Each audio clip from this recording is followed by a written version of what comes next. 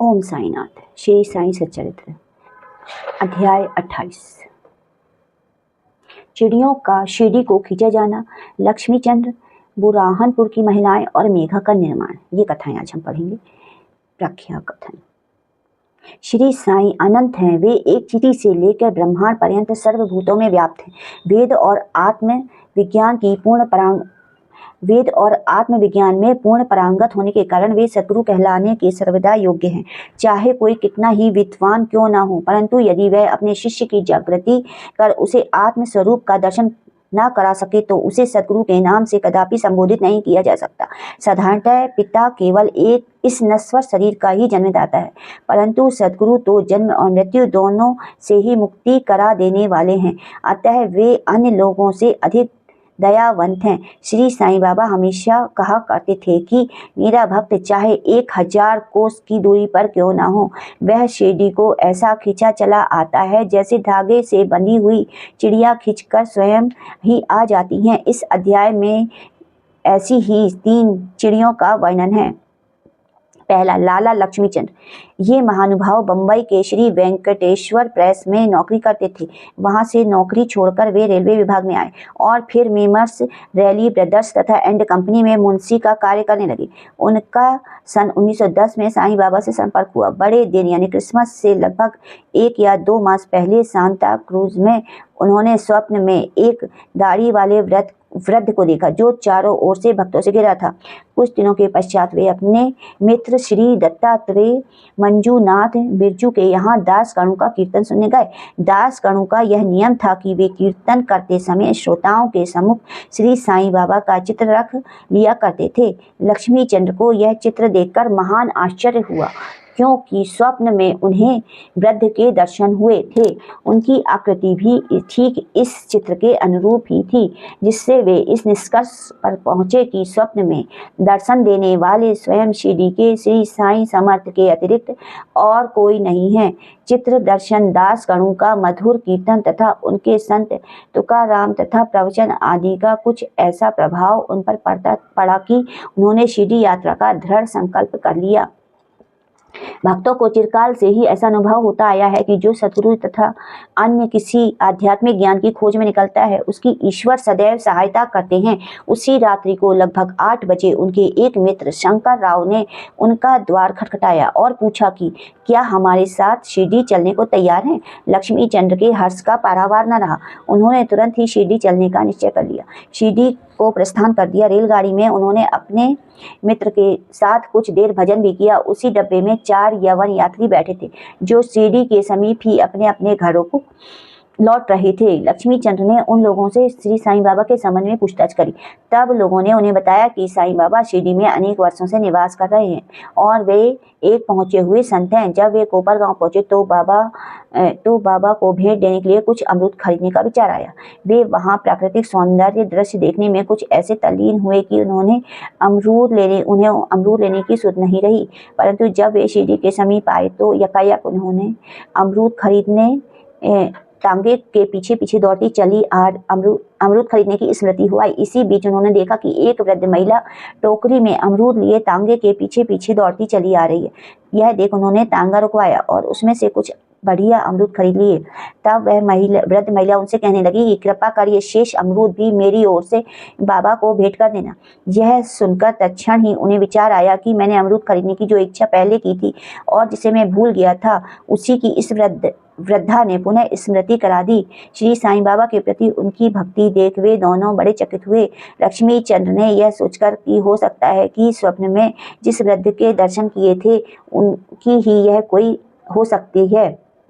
स्वप्न में जिस वृद्ध के दर्शन मैंने किए थे उनकी यह कोई रिश्तेदार हो। वे आगे बढ़े। शिरडी के समीप पहुंचने पर उन्हें दूर से ही मस्जिद में फहराती हुई ध्वजाएं दिखाई दी, जिन्हें देखकर प्रणाम कर उन्हें हाथ में पूजन सामग्री लेकर वे मस्जिद को पहुंचे।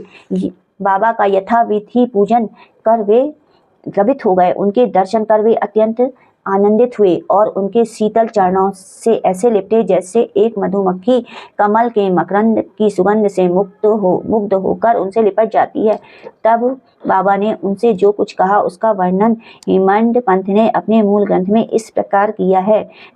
साले रास्ते में भजन करते और दूसरे आदमी से पूछते, दूसरे से क्या पूछना, सब कुछ अपनी आंखों से देखना, काहे को दूसरे आदमी से पूछना, सपना क्या झूठा है या सच्चा, कर लो अपना विचार आप, मारवाड़ी से उधार लेने की क्या जरूरत थी, हुई क्या मुराद पूरी। ये शब्द सुनकर उनकी सर्वव्यापकता पर लक्ष्मीचंद्र को बड़ा आश्चर्य हुआ। वे बड़े लज्जित हुए कि घर से शिरडी तक के मार्ग में जो कुछ भी हुआ क्या उसका उन्हें सब पता है। इसमें विशेष ध्यान देने योग्य बात केवल यही है कि बाबा यह नहीं जानते थे कि उनके दर्शन के लिए कर्ज लिया जाए। बाबा यह नहीं चाहते थे कि उनके दर्शन के लिए कर्ज लिया जाए या तीर्थ यात्रा में छुट्टी मनाएं। सांझा उपमा। दोपहर के समय जब लक्ष्मीचंद्र भोजन को बैठे तो उन्हें एक भक्त ने सांझे का प्रसाद लाकर दिया, जिसे पाकर वे प्रसन्न हुए। दूसरे दिन वे सांझे की आशा लगाए बैठे थे, परंतु किसी भक्त ने वह प्रसाद न लिया, जिसके लिए वे अति उत्सुक थे। तीसरे दिन दोपहर की आरती पर बापू साहेब जोग ने बाबा से पूछा कि नैवेद्य के लिए क्या बनाया जाए। तब बाबा ने उनसे सांझा लाने को कहा। भक्तगण 2 बड़े बर्तनों में सांझा भरकर ले आए। लक्ष्मीचंद्र को भूख भी अधिक लगी थी, साथ ही उनकी पीठ में दर्द भी था। बाबा ने लक्ष्मीचंद्र से कहा, हेमंत पंत ने मूल ग्रंथ में इसका वर्णन किया है। तुमको भूख लगी है, अच्छा हुआ, कमर में दर्द भी है, लो अब इस सांझे की ही करो दवा। उन्हें पुनः अचंबा हुआ कि मेरे मन में समस्त विचारों को उन्होंने जान दिया। वस्तुतः वे सर्वज्ञ हैं, कुदृष्टि। इसी यात्रा में एक बार उनको चावड़ी का जुलूस देखने का भी सौभाग्य प्राप्त हो गया। उस दिन बाबा कफ से अधिक पीड़ित थे। उन्हें विचार आया कि इस कफ का कारण शायद किसी की नजर लगी हो। दूसरे दिन प्रातः काल जब बाबा मस्जिद को गए तो श्यामा कहने लगे, कल जो मुझे कफ की पीड़ा हो रही थी उसका मुख्य कारण किसी की कुदृष्टि ही है। इसका मुख्य कारण किसी की कुदृष्टि ही है। मुझे तो ऐसा प्रतीत होता है कि किसी की नज़र लग गई है, इसलिए यह पीड़ा मुझे हुई है। लक्ष्मीचंद्र के मन में जो विचार उठ रहे थे वही बाबा ने भी कह दिए। बाबा की सर्वज्ञता के अनेक प्रमाण तथा भक्तों के प्रति उनका स्नेह देखकर लक्ष्मीचंद्र बाबा के चरणों पर गिर पड़े और कहने लगे कि आपके प्रिय दर्शन से मेरे चित्त को बड़ी प्रसन्नता हुई। मेरा मन मधुर आपके चरण कमल और भजनों में ही लगा रहे। इसके अतिरिक्त भी अन्य कोई ईश्वर है इसका मुझे ज्ञान नहीं। आप मुझ पर सदा दया और स्नेह करें और अपने चरणों की दीन दास की रक्षा कर उसका कल्याण करें। आपके भावनाशक चरणों का स्मरण करते हुए मेरा जीवन आनंद से व्यतीत हो जाए, ऐसी मेरी आपसे विनम्र प्रार्थना है। बाबा से आशीर्वाद तथा उदी लेकर वे मित्र के साथ प्रसन्न और संतुष्ट होकर मार्ग में उनकी कीर्ति का गुणगान करते हुए घर वापस लौट आए। सदैव उनके अनन्य भक्त बने रहे। शिरडी जाने वालों के हाथ वे उनको हार कपूर तथा दक्षिणा भेजा करते थे। बुरहानपुर की महिला। अब हम दूसरी चिड़िया का वर्णन करेंगे। एक दिन बुरहानपुर में एक महिला ने स्वप्न में देखा कि साईं बाबा उसके द्वार पर खड़े भोजन के लिए खिचड़ी मांग रहे हैं। उसने उठकर देखा तो द्वार पर कोई न था, फिर भी वह प्रसन्न हुई और उसने यह स्वप्न अपने पति तथा अन्य लोगों को सुनाया। उसका पति डाक विभाग में नौकरी करता था। वे दोनों ही बड़े धार्मिक थे। जब उनका स्थानांतरण अकोला को हुआ तो दोनों ने शिरडी जाने का निश्चय किया और एक शुभ दिन उन्होंने शिरडी को प्रस्थान कर दिया। मार्ग में गोमती तीर्थ होकर वे शिरडी पहुंचे और वहां 2 मास तक ठहरे। प्रतिदिन वे मस्जिद जाते और बाबा का पूजन कर आनंद से अपना समय व्यतीत करते थे। यद्यपि दंपति खिचड़ी का नैवेद्य भेंट करने को आए थे, परंतु किसी कारणवश वे 14 दिनों तक ऐसा संयोग प्राप्त न हो सका। उनकी स्त्री इस कार्य में अब अधिक विलंब नहीं चाहती थी, इसलिए जब 15वें दिन दोपहर के समय खिचड़ी लेकर मस्जिद पहुंची तो उसने देखा कि बाबा अन्य लोगों के साथ भोजन करने बैठे हैं। पर्दा गिर चुका था। इसके पश्चात किसी का साहस न हुआ कि वह भीतर प्रवेश करे, परंतु एक क्षण भी प्रतीक्षा न कर सकी और हाथ से पर्दा हटाकर भीतर चली गई। बड़े आश्चर्य की बात है कि उसने देखा कि बाबा की इच्छा उस दिन सबसे पहले खिचड़ी खाने की ही थी जिसकी उन्हें आवश्यकता थी। जब वह थाली लेकर भीतर आई तो बाबा को बड़ा हर्ष हुआ और वे उसी में से खिचड़ी का ग्रास लेकर खाने लगे। बाबा की ऐसी उत्सुकता देख प्रत्येक को बड़ा आश्चर्य हुआ और उन्होंने यह खिचड़ी की वार्ता सुनी। उन्हें भक्तों के प्रति बाबा का असाधारण स्नेह देखकर बड़ी प्रसन्नता हुई। मेघा का निर्वाण। अब तृतीय महान पक्षी की चर्चा सुनिए। बिरन गांव विरम गांव का रहने वाला मेघा अत्यंत सीधा और अनपढ़ व्यक्ति था। वह राव साहेब हावी साठे के यहाँ रसोइया का काम करता था। वह शिव जी का परम भक्त था और सदैव पंचाक्षरी मंत्र नमः शिवाय का जाप किया करता था। संध्या उपरांत आदि का उसे कुछ भी ज्ञान न था, यहाँ तक कि वह संध्या के मूल गायत्री मंत्र को भी न जानता था। राव बहादुर साठे का उस पर अत्यंत स्नेह था, इसलिए उन्होंने उसे संध्या की विधि तथा गायत्री मंत्र सिखला दिया। साठे साहेब ने साईं बाबा को शिवजी का साक्षात अवतार बतलाकर उसे शिरडी भेजने का निश्चय किया, किंतु साठे साहेब से पूछने पर उन्होंने बतलाया कि श्री साईं बाबा तो यवन है, इसलिए मेघा ने सोचा कि शिरडी में एक यवन को प्रणाम करना पड़े, यह अच्छी बात नहीं है। भोला भला आदमी तो वह था ही, इसलिए उसके मन में असमंजस पैदा हो गया। तब उसने अपने स्वामी से प्रार्थना करी कि कृपा कर मुझे वहाँ ना भेजें, परंतु साठे साहेब कहाँ मानने वाले थे। उसके सामने मेघा की एक न चली। उन्होंने उसे किसी प्रकार शिरडी भेज दिया तथा उसके द्वारा अपने ससुर गणेश दामोदर उपनाम दादा केलकर को, जो शिरडी में ही रहते थे, एक पत्र भेजा कि मेघा का परिचय बाबा से करा देना। शिरडी पहुंचने पर जब वह मस्जिद में घुसा तो बाबा अत्यंत क्रोधित हो गए और उन्होंने मस्जिद में आने की मनाही कर दी। वे गर्जना कर कर कहने लगे कि इसे बाहर निकाल दो। फिर मेघा की ओर देखकर कहने लगे कि तुम तो एक उच्च कुलीन ब्राह्मण हो और मैं निम्न जाति का यवन हूँ, तुम्हारी जाति भ्रष्ट हो जाएगी, इसलिए यहाँ से जाओ। मेघा ये शब्द सुनकर मेघा काँप उठा। उसे बड़ा विस्मय हुआ कि जो कुछ उसके मन में विचार उठ रहे थे उन्हें बाबा ने कैसे जान लिया। किसी प्रकार कुछ दिन वहां ठहरा और अपनी इच्छा अनुसार सेवा भी करता रहा, परंतु उसकी इच्छा तृप्त नहीं हुई। फिर वह घर लौट आया और वहां से त्र्यंबक जिला को चला गया। वर्ष भर के पश्चात पुनः शिरडी आया और दादा केलकर से कहने से उसे मस्जिद में रहने का अवसर प्राप्त हो गया। साईं बाबा मौखिक उपदेश द्वारा मेघा की उन्नति करने के बदले उसका आंतरिक सुधार कर रहे थे। उसकी स्थिति में पर्याप्त परिवर्तन होकर यथेष्ट प्रगति हो चुकी थी और अब तो वह श्री साईं बाबा को शिवजी का ही साक्षात अवतार समझने लगा। शिव पूजन में बिल्व पत्रों की आवश्यकता होती है, इसलिए अपने शिवजी बाबा का पूजन करने हेतु बिल्व पत्रों की खोज में वह मीलों दूर निकल जाया करता था। प्रतिदिन उसने नियम बना लिया था कि गांव में जितने भी देवालय थे प्रथम वहां जाकर उसका पूजन करता था और उसके पश्चात वह मस्जिद में बाबा को प्रणाम करता और कुछ देर चरण सेवा करने के पश्चात चरणामृत का पान करता। एक बार ऐसा ही हुआ कि खंडोबा के मंदिर का द्वार बंद था, इस कारण वह बिना पूजन किए ही वहां से लौट आया। जब वह मस्जिद में आया तो बाबा ने उसकी सेवा स्वीकार न करी और उसे पुनः वहां जाकर पूजन कराने को कहा, तो उसने बतलाया कि अब मंदिर के द्वार खुल गए हैं। मेघा ने जाकर देखा तो सचमुच मंदिर के द्वार खुल गए और जब उसने लौटकर यथा विधि पूजा की तब कहीं बाबा ने उसे अपना पूजन करने की अनुमति दी। गंगा स्नान। एक बार मकर संक्रांति के अवसर पर मेघा ने विचार किया कि बाबा को चंदन का लेप करूं तथा गंगा जल से उन्हें स्नान कराऊं। बाबा ने पहले तो इसके लिए अपनी स्वीकृति न दी, परंतु उसकी लगातार प्रार्थना के उपरांत उन्होंने किसी प्रकार स्वीकृत कर लिया। गोदावरी नदी का पवित्र जल लाने के लिए मेघा को 8 कोस का चक्कर लगाना पड़ा। जब वह जल लेकर लौटा तो दोपहर तक पूर्ण व्यवस्था कर ली। तब उसने बाबा को तैयार होने की सूचना दी। बाबा ने पुनः मेघा से अनुरोध किया कि मुझे इस झंझट से दूर ही रहने दो, मैं तो एक फकीर हूँ, मुझे गंगा जल की से क्या प्रयोजन। परंतु मेघा कुछ न सुनता था। मेघा की तो यह धारणा थी कि शिवजी गंगा जल से अधिक प्रसन्न होते हैं, इसलिए ऐसे शुभ पर्व पर अपने शिवजी को स्नान कराना हमारा परम कर्तव्य है।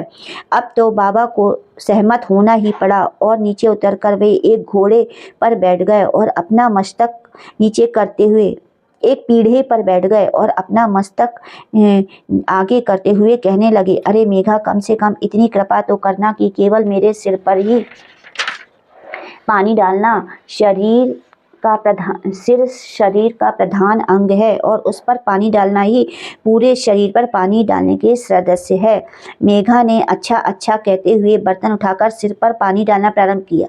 ऐसा करने से उसे इतनी प्रसन्नता हुई कि उसने उच्च स्वर में हर हर गंगे कहते हुए समूचे बर्तन का पानी बाबा के संपूर्ण शरीर पर उड़ेल दिया और फिर पानी का बर्तन एक ओर रखकर वह बाबा की ओर निहारने लगा।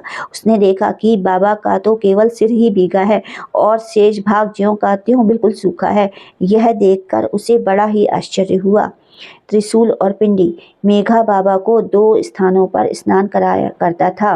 पहले वह बाबा को मस्जिद में स्नान कराता और फिर बाड़े में नाना साहेब चंदोलकर द्वारा प्राप्त उनके बड़े चित्र को। इस प्रकार यह क्रम 12 मास तक चलता रहा। बाबा ने उसकी भक्ति तथा विश्वास दृढ़ करने के लिए उसे दर्शन दिए। एक दिन प्रातःकाल मेघा जब अर्ध निद्रावस्था में अपनी सैया पर पड़ा हुआ था, तभी उनके दर्शन हुए। बाबा ने उसे जागृत जानकर अक्षत फेंके और कहा कि मेघा, मुझे त्रिशूल लगाओ। इतना कहकर वे अदृश्य हो गए। उनके शब्द सुनकर उसने उत्सुकता से अपनी आंखें खोली, परंतु देखा तो कोई न था, केवल अक्षत ही यहाँ वहाँ बिखरे पड़े थे।